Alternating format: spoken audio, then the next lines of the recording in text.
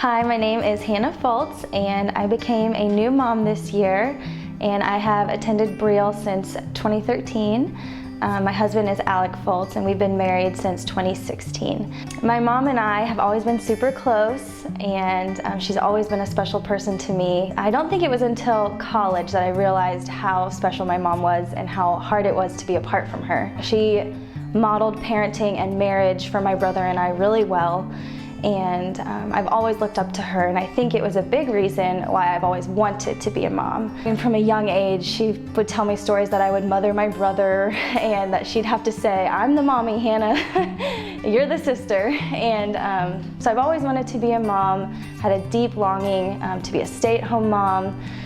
And to be honest, I always felt that I would be really good at it. I just kind of felt like that would be the pinnacle of my life, was to be a mom. But my husband, Alec, was experiencing some chronic pain and some health issues, and he was eventually put on medication that they told us we weren't going to be able to have children while on the medication. So I was pretty sad. You know, I'm dealing with trying to be sympathetic and helpful to my husband, trying to walk through chronic pain with him, but also hold my own pain and my own sadness of the unknown of the future. I never wanted Alec to feel at fault or like it was his fault at all, but I also wanted to recognize my sadness too and you know, walk through that.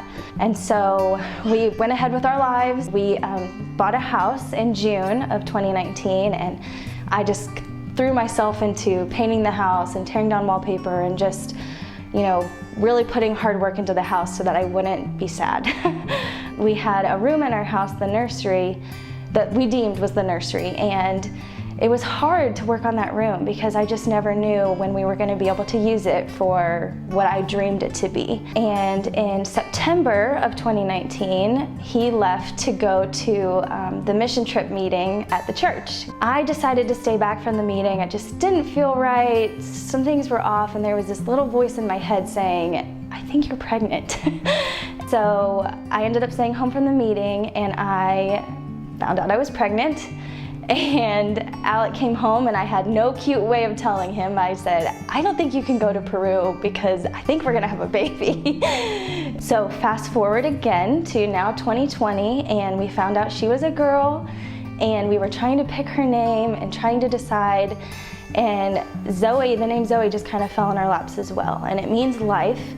And not just the life of breath in your lungs and food that you eat and sleep and shelter, but life as God intended it, and life to the full, life in God's presence. And that just took my breath away, and I absolutely said, "That's her name. That's what I want for her life."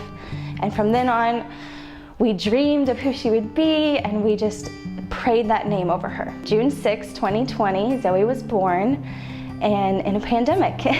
And parenthood has been everything and nothing like I thought it would be. You expect the joy, you expect the love, the worry, some long nights.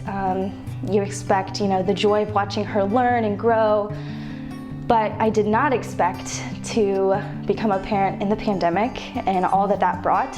That's been really hard. This year has stripped me of so much. You know, I had a job change where I became a stay-at-home mom. The pandemic, I've lost time with friends and with family.